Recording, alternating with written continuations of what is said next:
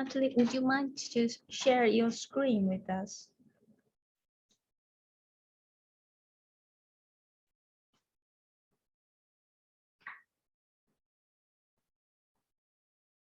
Is that okay, Saihong? Yes, yes, that looks great. Thank you so much for that. Thank you. Okay. Well,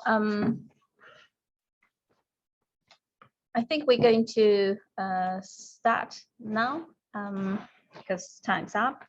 So I just want to say good morning, everyone here, and good afternoon to those in China and also some elsewhere. So hello, everyone. Thank you very much again for attending our final week of the 9th Stirling Annual August Translation Studies Research Events 2022. So today we will have 3 talks delivered by 3 distinguished professors. Professor Natalie Edwards from the University of Bristol, Professor Francis Jones here from the University of Newcastle, and also Professor Johan from the University of Helsinki. He will be here at guest very soon. So for those of you who do not know me, my name is Saihong Li, and I'm a senior lecturer in translation studies at the University of Stirling. I supervise PhD students in translation and interpreting studies. Digital humanities is the heart of my research. So drawing on empirical data, I studied translation from sociological and psychological perspectives.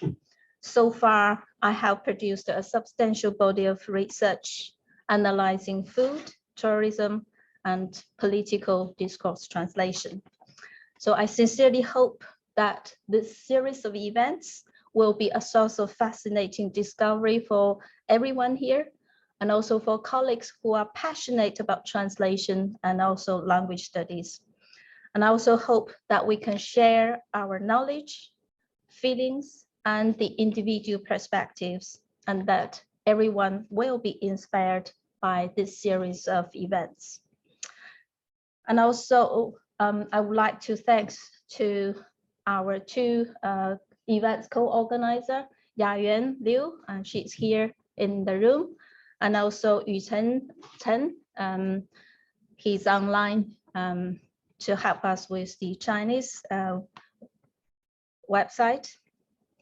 And for those of you who would like to have your certificate of attendance, so please do contact Yayuan and or Yuchen afterwards. Okay, so just want to say it's our greatest honor to have Professor Natalie Edwards here for our first talk in this morning. So Professor Natalie Edwards is head of the School of Modern Languages and Professor of Literature in French at the University of Bristol. She specialized in Francophone writing, transnational writing, migration writing, and multilingual writing. She has published 3 monographs, the most recent of which is Multilingual Life Writing by French and Francophone women. So that is exactly the title of her talk today. So without further ado, I will leave the floor to Professor Natalie Edwards. So thank you very much. So the floor is yours. Thank you, Saihong. Good morning, everyone. And thank you, first of all, for inviting me to the 9th Stirling Annual Translation Studies Research event. I'm delighted to be here, and I'm especially grateful to Saihong and to Yayun for all they've done behind the scenes to plan and to organize such a wonderful event. Thank you. What I'm going to do today is to talk through my most recent book, which is about multilingual literature. I've been working for some time now in transnational literature and migrant literature, and I've come to realize more and more that a multinational literature is necessarily a multilingual literature.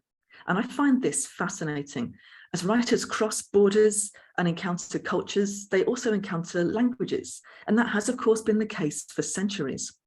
We tend to ring-fence literature, talking about French literature or German literature, but transnational encounters have always been a part of these literatures, as so they are by essence both multicultural and multilingual. So today, there we are. So today I'm going to do three things. First, I'm going to talk to you about translingual writing, about what that is, how writers have practiced it, and how it's been theorized. Then I'm going to talk to you about the theory of translanguaging. Now, I'm sure many of you in translation studies will be familiar with this concept, but I'm a literary scholar, and for many years now, literary scholars have been using interdisciplinary frameworks to generate new understandings of literary texts. What's interesting is that relatively few of us have forged dialogue between literature and linguistics, especially with applied linguistics. So what I'm trying to do in this book is to bridge that gap, or rather to bring ideas from these two disciplines, from literature and linguistics, into a productive dialogue with each other. So I'm reading literary texts through the prism of translanguaging in order to understand the many and varied ways in which writers write multilingually. And third, I'm going to talk through two specific examples. In my book, I look at the ways in which 6 contemporary female writers write multilingually. For this talk, I've selected 2 of those 6, and I'm going to talk through how I'm reading their work in order to give you 2 specific examples of what I'm trying to do.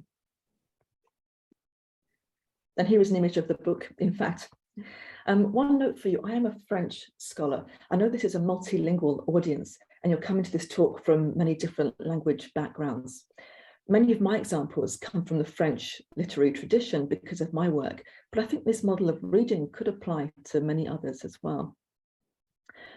So the 6 writers whose work I study all write predominantly in French.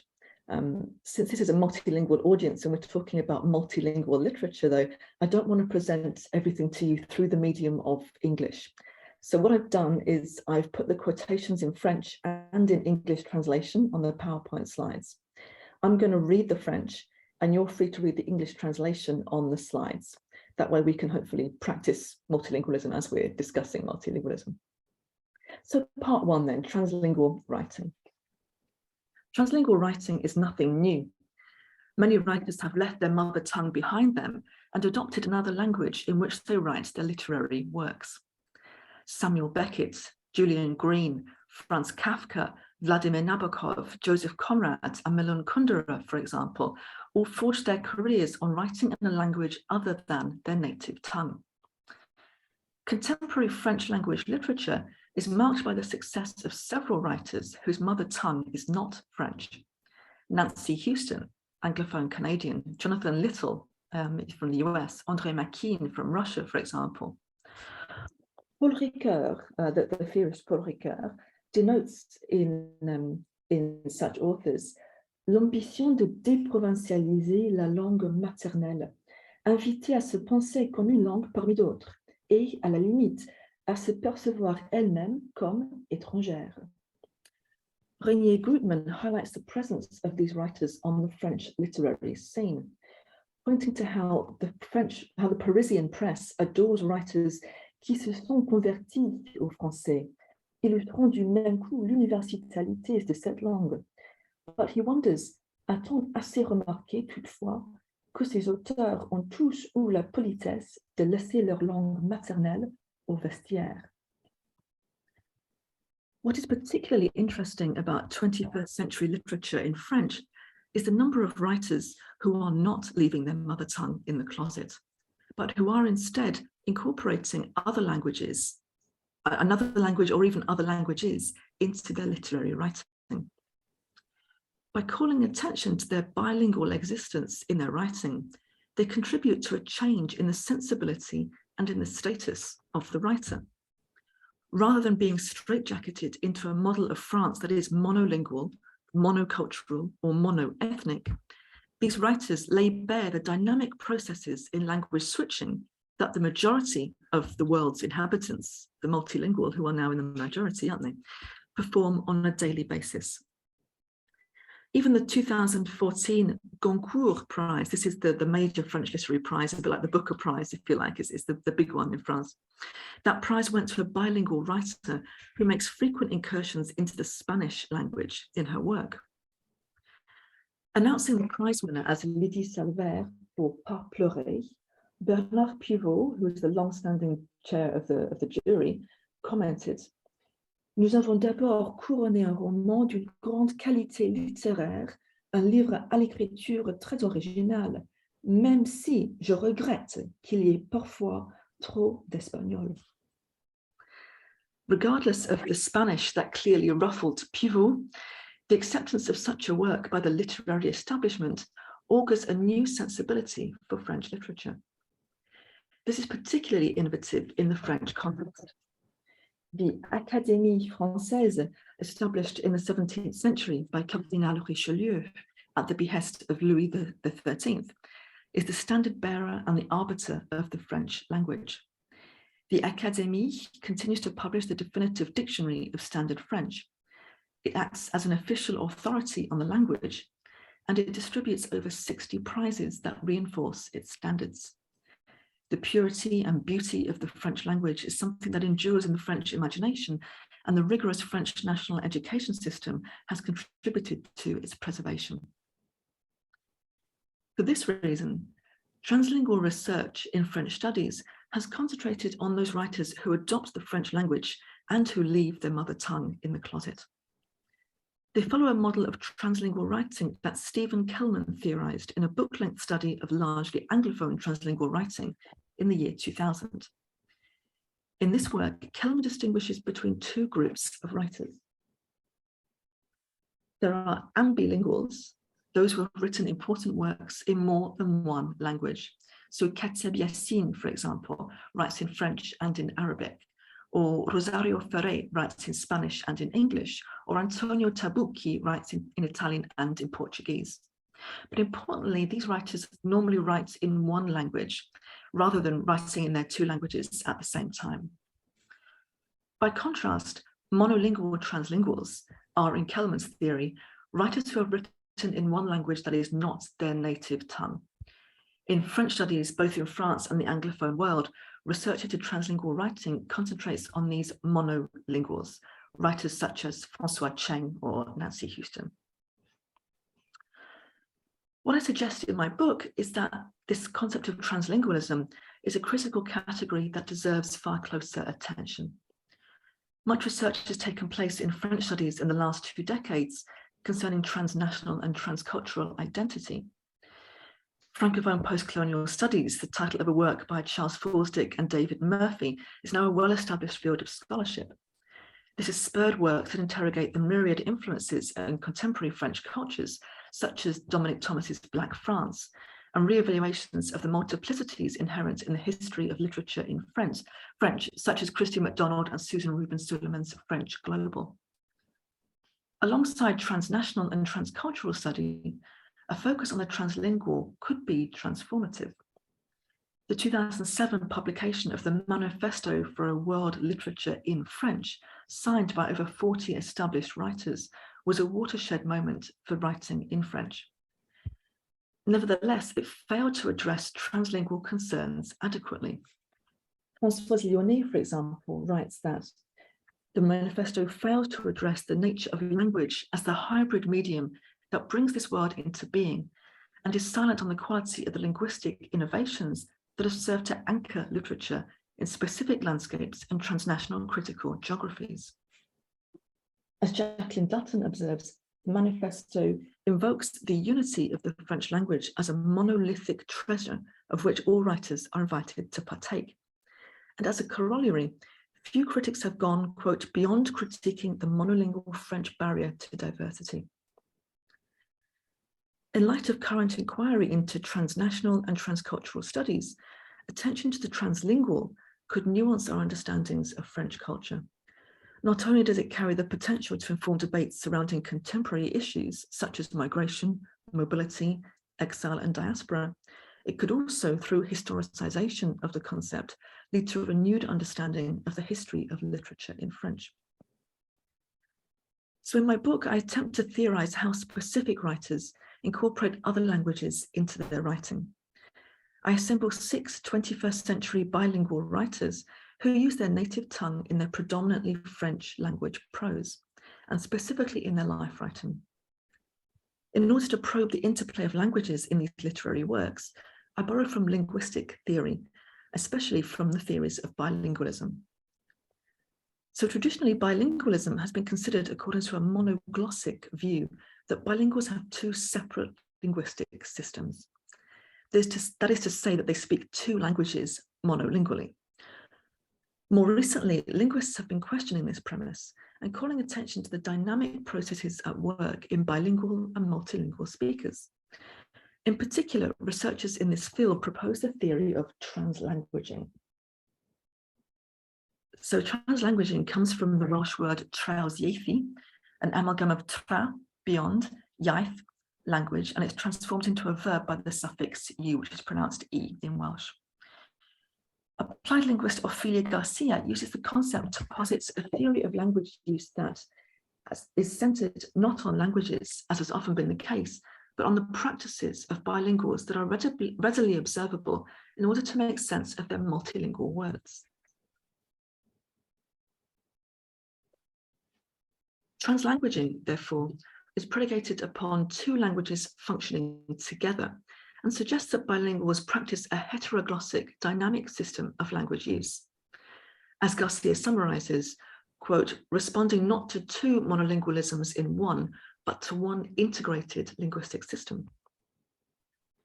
Suresh Kanagaraja underscores the ability of bilinguals to transform the 2 languages they inhabit, suggesting that the term translanguaging conceives of language relationships in more dynamic terms.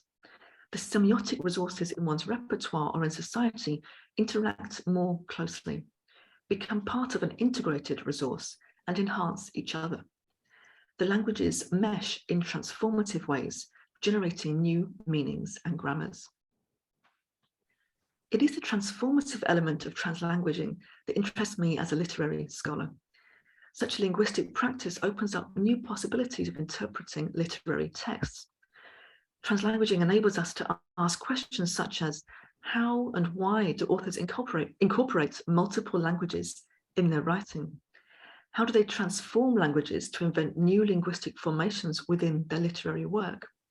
How do they create new paradigms for literary writing? And how do they challenge our understanding of the neat package concept of French literature? So moving on to the 2 examples I've selected to present to you today. The first is Lily Salver, the winner of the Goncourt Prize that I mentioned earlier.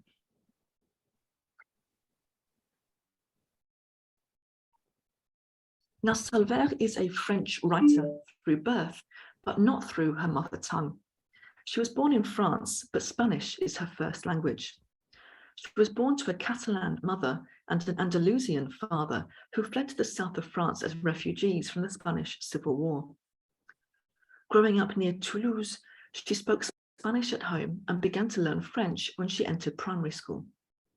Salver's writing is characterized by an irreverence, at times comical, at times confronting. Her texts frequently depart from French literary traditions. Never before, however, has she defied the monolingual imperative of French literature.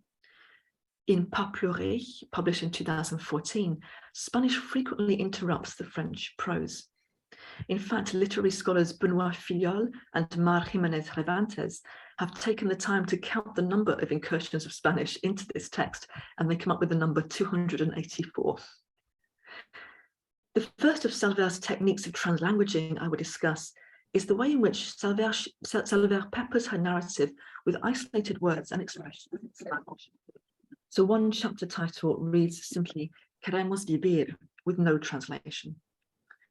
These elements serve as periodic reminders of the 2 languages of which this text consists, and of the author's clear and unapologetic message that another language will make incursions into the primary language of this text, and that the reader will have to accept and develop strategies to deal with this. On rare occasions, Salvert provides a French translation in parentheses following the Spanish vocabulary in order to explain a specific cultural event, such as in the phrase des exactions perpétrées par el terror azul, la terreur bleue de la couleur de l'uniforme phalangiste. Salvert occasionally provides historical or cultural information, therefore, but refuses to atone for a lack of knowledge of the Spanish language on the reader's part. Many bilingual writers adopt a specific system to convey the words of the second language to their reader, such as footnotes, a glossary, or italicized words followed by a translation. Salvert, however, refuses to adopt any such consistent approach. Her text proclaims that it is perfectly appropriate, expected, and normative to have one large lexical resource that consists of two different languages, as opposed to separate resources in different languages, and that literature has the potential to create a textual space to reflect that. She refuses to reduce her linguistic repertoire through the obligation of literary monolingualism, and instead obliges the reader to take responsibility for translating where necessary. This approach, of course, subverts many of the tenets of highly standardized French literary language. Such transgression of literary mores and linguistic regulations form a rebuttal of authorities such as the Académie Française, to which Salvert alludes in her work. One of her characters comments that French and Spanish literature reflect their people eminently. He writes, now this is a longer quote, so I'm going to read it in French and you can follow along in English if you need. L'espagnol faisant la part belle aux choses écriardes, il suffit de lire El Buscón de Francisco Quevedo, aux côtés duquel son contemporain français a des allures de prof de catéchisme, et la française qui, après la fondation de son académie en 1635, met fin à la gaudriole telle que Rabelais l'a pratiquée avec génie, car Rabelais était espagnol, camaradas, espagnol en esprit, claro, hermano de Cervantes, claro, et qui plus est, libre penseur, pour ne pas dire libertaire. À la salute de Rabelais, fait-il en levant son verre. The isolated words and expressions in Spanish, claro, hermano de Cervantes, a la salud de Rabelais, are not translated. While they may be recognizable to the French-speaking reader, they add an important tone to Salvert's prose and point to the long-standing interaction between languages in French literary history, whether Rabelais was Spanish or not, and positions the Académie as the monolingual straitjacket that restricts them. Salvert points to earlier times when writers were not delimited by national borders. Figures such as Cervantes, Quevedo, and Rabelais were writing before the advent of the nation state, which is an important construction in the history of monolingualism. Yasmin Yildiz identifies the late 18th century as the origin of what she names the monolingual paradigm. Yildiz argues that this paradigm elides the vastness of multilingualism, since it has become, quote, a key structuring principle that organizes the entire range of modern social life, from the construction of individuals and their proper subjectivities to the formation of disciplines and institutions, as well as of imagined collectivities such as cultures and nations. By referencing literary writers from before this crucial time period, Salvert nods to the recent advent of monolingualism in literature. By mentioning the precise date of 1635, the founding of the Académie Française, Salvert adds another layer of information to France's monolingual imperative. Literature from before this period, her character hints, was not subject to the same constraints as that since. The French of Rabelais, for example, with its inflections from other languages, is vastly different from the French of nearly all of the winners of the Goncourt Prize. Salvert, by contrast, uses translanguaging to free herself from the constraints of French literary language and to write herself and her forebearers' stories from the position of a multilingual interpreter of language, memory, history, and trauma. Moreover, in addition to peppering her text with frequent incursions of Spanish, Salvert also mingles the two languages within the individual sentences. Occasionally, a French sentence develops into a Spanish one, such as when the mother states, Je crois qu'il faut l'avoir vivi pour comprendre la commoción, le shock, el aturdimiento, la revelación que fue para nosotros el descubrimiento de esta ciudad en el mes de agosto 36. This example demonstrates a traditional understanding of bilingualism as two separate languages, as the speaker moves from one to the other as discrete units. The more common practice in Salvaire's text is, however, the movement from one language to another and back again within the same sentence. In one example, the narrator's mother compares her brother and her husband. Now I'm going to show you first the original quotation, which is this, and I've highlighted the words in Spanish in blue, but there is no highlighting in Salvaire's text. Now I'm going to read the original French and Spanish, but I'll display the English translation. À la différence de Diego, qui a, comme tu dirais, les dents longues et dont les palabras et les actes semblent servir un goal secret, José est un cœur pur. Ça existe, ma chérie, ne te ris pas. José est un caballero, si j'ose dire. Il aime régaler. Est-ce que régaler est français? Il s'est dédié à son rêve avec toute sa juventude. These examples contain lexical items from Spanish that are readily understandable to the French speaker, so do not impede comprehension. They also stage a more dynamic view of bilingualism that insists upon the two languages coming together in one complete linguistic repertoire. Moreover, this representation of bilingualism as a dynamic state serves to transform the two languages. The mother's utterances, while readily understandable, are in no means accurate according to the agreed standards of either language. To take two items from the text cited above, the mother uses the words dédié and vivi. These examples are grammatically incorrect, but demonstrate the mother's knowledge of French grammatical structures. She knows that the past participle for regular verbs is formed through the suffixes e acute or I for regular er and ir verbs respectively. She's replaced the French verb with the Spanish version, however, so dedicar and vivir in these instances, and proceeded to change their forms through removing the verb ending and adding the regular past participle French suffix. In other examples, the mother melds French and Spanish verbs, such as when she comments j'ai apprendi, a mixture of the French perfect tense j'ai appris and the Spanish preterite aprendi. She also modifies adjectives to align with French grammatical norms. The Spanish adjective obediente becomes obedisante, following the rule of French adjectival construction. In this way, the translanguaging changes the shape of lexical items in both languages. Rather than speaking both languages incorrectly, this character transforms them both while maintaining meaning and communication.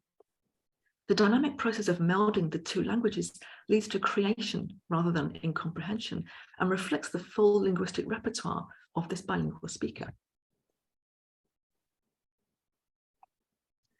In addition, a key element of Salvaire's translanguaging is her practice of quoting lengthy sections of text entirely in Spanish.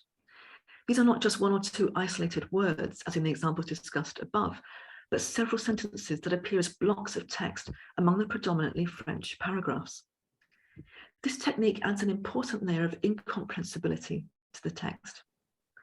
To take an example that is short enough for discussion here, the narrator reproduces a song the mother remembers from her youth, which looks like this. No translation of this verse appears in the text. Salvaire's technique thus presupposes a reader who either has the linguistic knowledge or who will suspend judgment of the language that they do not understand. This narrative strategy indicates that it is not the responsibility of the writer to communicate meaning to the reader, but that of the reader to work to understand that meaning by guessing at the gaps that lie between their knowledge of one language and of another. The reader is in this way drawn into the process of creating meaning directly, and with the understanding that the guesses they make may lead to misinterpretation or the wrong meaning. Now, one may argue that any literary text may elicit a range of meanings, and that a monolingual reader may not be familiar with the full range of lexical items in their language. This bilingual text, however, with its long passages in the secondary language, adds another layer to the question of textual interpretation. Selves removes any stable point of access into her text and creates a process in which the incursions by the Spanish language into the predominantly French language text will be interpreted differently according to each reader's individual experience with the language. The writer in these instances moves to the side as the reader is obliged to enter the text and play a more significant role in the creation of meaning.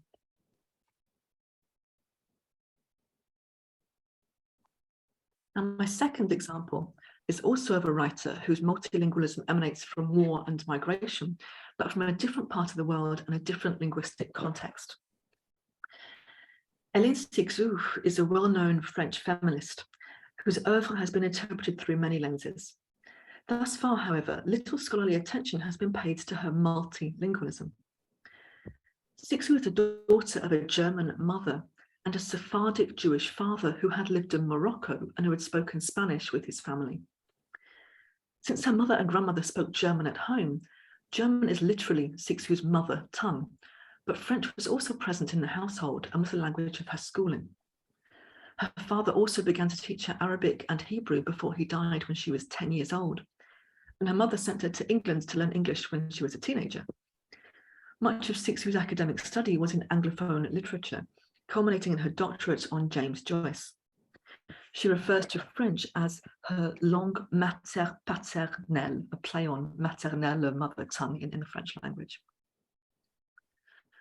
Surprisingly, perhaps, Cixous' multilingual background is not readily apparent in much of her work. She is well known for her language play, for her close scrutiny of words and phonemes, and for her creation of neologisms. These have mostly, however, been confined to the French language. Yet in 2016, Cixous published Une autobiographie allemande, a German autobiography, a conversation written between her and fellow bilingual author Cécile Weisbrot. In Une autobiographie allemande, Weisbrot opens the path to Cixous to explore her German heritage and the effects of the language of her mother and grandmother on her identity. The epistolary text, formed of letters Cixous and Weisbrot wrote to each other, reveals a renewed interest on Cixous' part in exploring her multilingual past. The time of this exploration is significant, since it coincided with the death of her German mother, Eve. Cixous writes in her introduction that Ma mère s'en allait en emportant l'allemande avec elle. Eve was 103 years old and died during the period in which Cixous was corresponding with Weisbrot in the letters that would form Une autobiographie allemande. While the mother has been a recurrent figure in Cixous' writing, this is the first time that Cixous has reflected in a sustained way upon her mother tongue. In her letters to Weisbrot, Cixous translanguages on the level of both sentences and also in individual words. She often quotes passages from her grandmother in German, at times just a word or two, and in other instances for several phrases. In a similar way to Selves, she does not offer any translation of these passages. There is no glossary, no footnotes, no parentheses. The reader who is unfamiliar with German is obliged to make a choice, to skip over these passages, accepting a gap in the reading process, to guess at the words, thus creating a meaning that may or may not be linguistically accurate, or to interrupt the reading process to consult an information source, such as a dictionary. Again, the writer in these instances relinquishes an element of control over the narrative to the reader. She multiplies the possibilities of interpretation of her text, since each individual reader may create a web of meaning from it, depending upon their point of access. Cixous also points to the multiple layers of German she encountered as a child. She studied German at school in Algeria, and her German teachers are frequently represented as a source of unwelcome authority. She portrays one episode thus.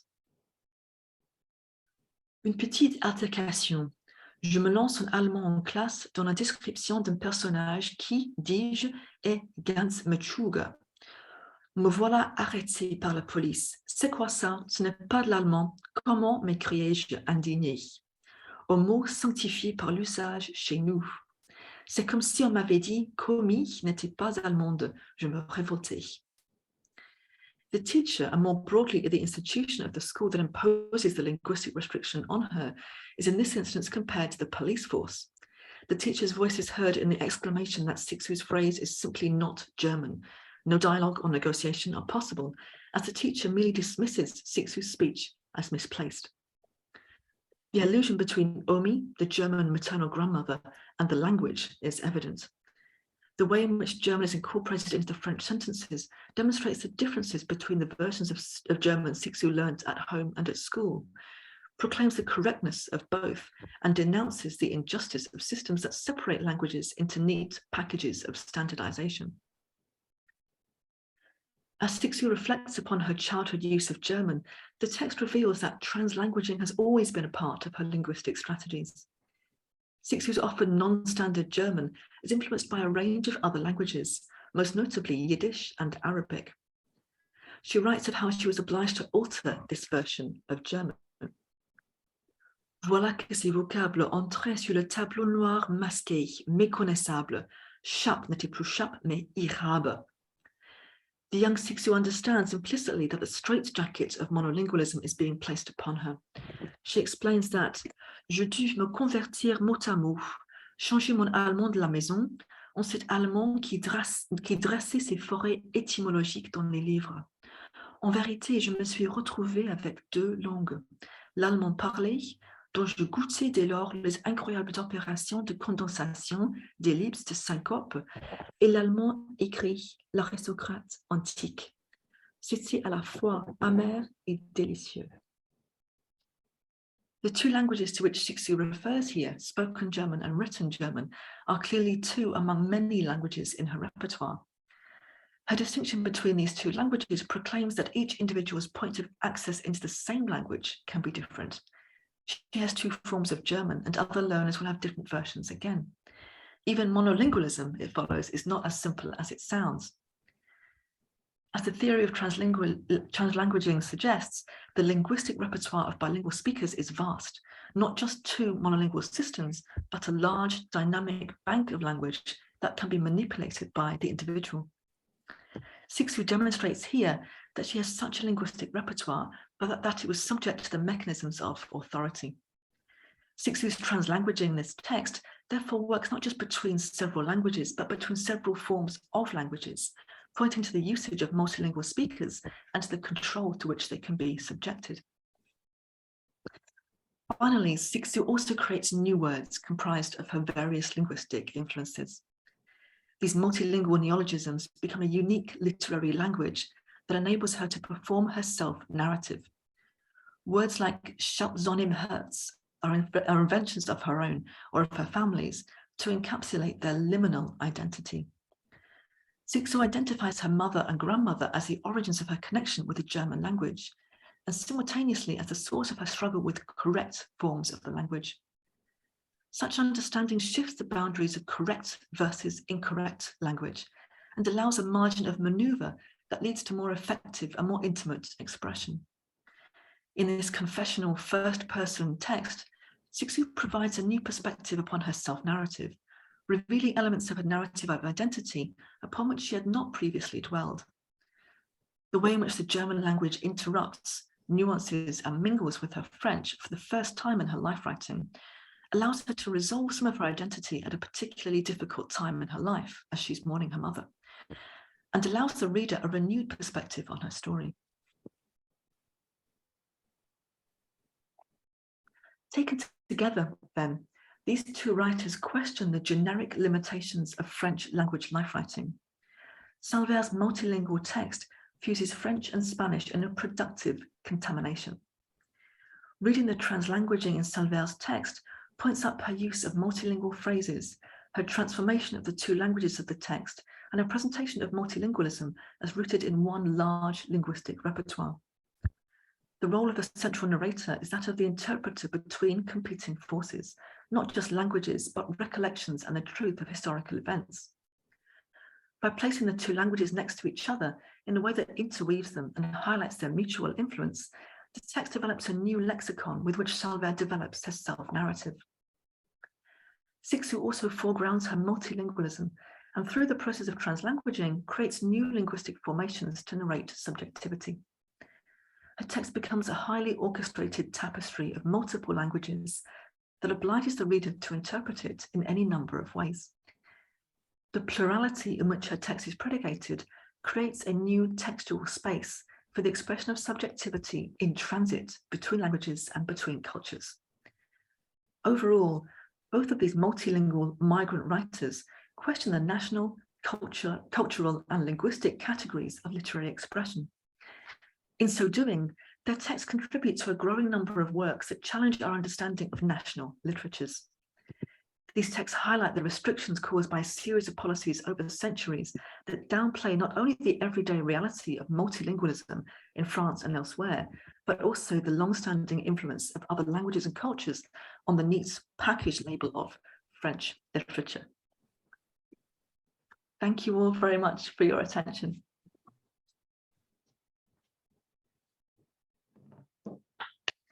Wow. Thank you very much, Natalie. Thank you so much for such a fascinating talk. So we still have a bit of time. So if there is any questions for the audience, if you just put up your hands, then we can unmute you and then you can speak it out. Or I do apologize for those of you who joined Bilibili, you cannot ask questions. So is there any questions? Yes, actually Nina is there. Just unmute. Nina, can you hear us? Yes, thank you. Hi, can you hear me okay? Yes. Great, great. Yes, yes. Thank you so much for that brilliant talk. It was, yeah, really enjoyed that. Yeah, I suppose I've got big questions, Natalie, for you, but I mean, these are the questions that you're grappling with. I'm thinking in terms of disciplines. I'm thinking in terms of teaching language as well. I'm so, you know, this argument about multilingualism, about how people speak or experience languages, how languages shape their everyday is yeah, just so convincing. But it's quite a long way from how we teach languages, isn't it? Which is still very much based on grammatical accuracy and trying to, or you know, replicate near native proficiency, things like that. And I'm interested in your thoughts about that, about accents, but they're huge questions, Natalie. So just give us a some thoughts on that if you could, but however you want to, really. That's lovely. Thanks, Nina. And thanks very much for coming. It's nice to see. Well, I can't see you, but I nice know. I'd love to just. I'm waving at you, Natalie. So oh, okay. Virtual wave. Oh, look, honestly, I'm having something of an existential crisis as I'm doing the research for this project at the moment, because I'm realizing that I've always taught in a very monolingual way. I mean, that's how we teach language, isn't it? I mean, I'm trying to teach my students to be monolingual in French, and I'm starting to realize that's not how many people in France or in, I mean, not how many multilingual people speak the language, and that's you know, if the multilingual are the majority in our world now, this is not how language functions, but this is always how we've taught the language. And you know, I've always taken off marks if students have not known a specific grammatical feature, or they've got the wrong vocabulary, or if they make an incursion of English into a French and oral exam. Well, heck, you know, but it's interesting. I was working in Australia with some applied linguists who were working on this, and they had quite a different approach to their teaching. And they would try to, I mean, for a start, it was quite a multilingual classroom. So they would have students embrace other languages within their language learning. And that was quite fascinating, because they'd say to them, if you don't know the words that you're looking for in French or Italian, whatever they were that they're teaching, they would say, substitute a word from another language and just keep going, and we'll get to communication. And you know, we've talked about the communicative approach for many years now, haven't we? And this might be just an extension of that communicative approach, but it still makes me feel uncomfortable at the moment. And we're all working in departmental constructions, aren't we? I mean, what would the people in my department say if I were not to take marks off for somebody putting English into a French text, for example. I mean, there are all sorts of considerations that this throws up. But I do think it might bring us to some productive conversations about how we teach language and whether we're teaching our students to be monolingual in another language, where we could teach them a bit more about communication multilingually. Oh, that's fascinating, Natalie. I'm looking forward to continuing those discussions with you. I really am. Oh, welcome lovely. back to the UK as well. Thanks very much, Nina. It's nice to be home. Okay, thank you, Nina. Okay, sorry, Saihong. I got a question from the chat box. Thank you very much, Professor Edwards. Just wondering if you have any comments on the translation of these translingual passages. Those translated passages, are they from published versions? If not, what would you suggest if they are to be translated for an English readership? Oh, that's a lovely question. Thank you. Yeah. The Spanish, the Lydie Salver's text, Pas pleurer, that has been translated, and it's a published translation. And it's very interesting. I've read several interviews with the translator of that text, who went and spoke to Salver many times throughout the text. What they did was they tried to put English into, no, hang on, what did they do now? So the text was in English, and they put words of French and Spanish into the text just to try to make it multilingual. So that was quite an interesting approach. Although I did have a PhD student who did her whole PhD thesis on how she would do it differently. So there are lots of different ways of going about it, I think. But the strategy that the translator took was to make a multilingual text from that original multilingual one. Siksu's text has not been translated as yet, so they were my translations that you saw there, and I tried to do it as faithfully as possible to the original, in the sense that what she was putting in French I put in English, and I kept the German in there. It's a very interesting, I know this is quite a large field of translation studies now, isn't it, translating multilingual texts, and I think it's a very difficult one to resolve, isn't it? I think all one can do is try to maintain some form of multilingualism, a bit like the translator of Salver's text did there. Trying to make a multilingual text monolingual would be an awful thing. So trying to maintain that multilingualism is important. Of course, there are all sorts of different techniques that people use when they write multilingually. So some write footnotes, some put a glossary in there, some put translations in parentheses. So it's difficult to try to maintain that original intent. I suppose it's going to have to be a lot of creative license on the part of the translator, and it might be a case of one of those maybe one of those cases where the translated works always also becomes a creative work in its own right. Thank you very much. Do we have more questions? Oh yes, so it's Susan here. Hi, thank you. Can you hear me okay? Yes, sorry, we didn't turn on the camera. And hello, that was a sparkling paper. Thank you very much. Could I come to the final quotation that you showed from Siksu there, where she's talking about this experience in very sort of corporeal, very sensory informed terms, and I was just interested in that final phrase where she talks about the experience of that policing, that correction, that censuring, being at once bitter, you know, angry making, all of that, politically adverse, if you like, and delicious. And I just wondered if you could comment on that kind of equivocation there in Siksu, and maybe, I don't know if there's you know, if there's anything, you know, in the translingualing sort of theory that really brings the senses and bodiliness into play, because it seems, you know, that's all of Siksu, isn't it? You know, it's so much Siksu. Anyway, over to you, and thank you very much for the paper. It's lovely. Oh, thanks very much for coming, Susan, and thanks for the question too. I love Sue's work because she's so fascinated by language and by every aspect of language, I think. And she's somebody who goes into every single phoneme of every single word, and you can really feel that sort of sensual experience that she has with language.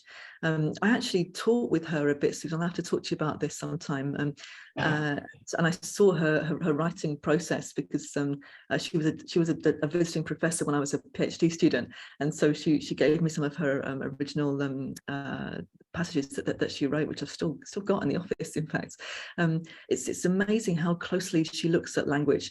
And so I think when she's talking about the bitter and the delicious, I think she's talking about that conundrum of language. It's bitter in that she's been censored, but it's delicious in that it gives her another opening into language, into understanding of language at a very sort of as you say, corporeal sort of an understanding, corporeal level of language. In terms of the translanguaging theory, there's not so much that I have read about that idea of the sensory, the bodily, but it's very much a sort of cognitive process that you've got these, you're not just two separate languages, but a large linguistic repertoire. But that would be a fascinating thing to look into, I think, what the nature of that sensory aspect of multilingualism and how one uses language in different languages in different ways in relation to one's senses, one's body, perhaps. Yeah, I'm afraid I can't give you a much clearer answer on that, Susan, at the moment, but it would be a fantastic thing to look into. Okay, thank you very much, Susan.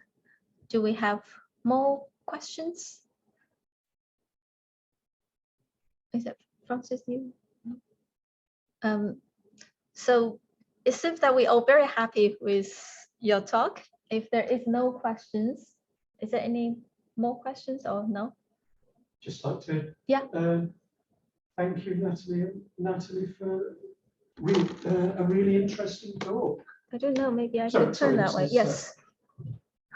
That's just Jones. No, I think it was really interesting, really inspiring that the space for, there should be space for multilingualism, even if it, I think maybe speaking as a translator, we're always wanting to make things clear to our readers, and that can sometimes come a little bit at the expense of this multilingual texture. So, oh, thanks very much. Yeah. Well, we got quite a few comments online. So very interesting and really inspiring from Yan Ying from University of Leicester. She's here there. Because of the time, and we also need to round up to the next one, so I hope you don't mind. Thanks again for your really fascinating and really inspiring talk. It's also been a great honor to have you here, and I'm sorry that you're not here in person. Maybe next year we'll invite you here in person or another time. But anyway, we just want to say thank you so much for your wonderful talk, and also thanks again for being with us. Yeah. Oh, it's been my pleasure. Thanks very much for having me, Saihong. It's been really nice. Thank you. Yeah. Thanks so much for coming and Stirling, not so physically, but at least online. Thank you so much for that. Okay. No problem at all. Yeah. Thanks, everyone. Okay, Bye-bye. thank you.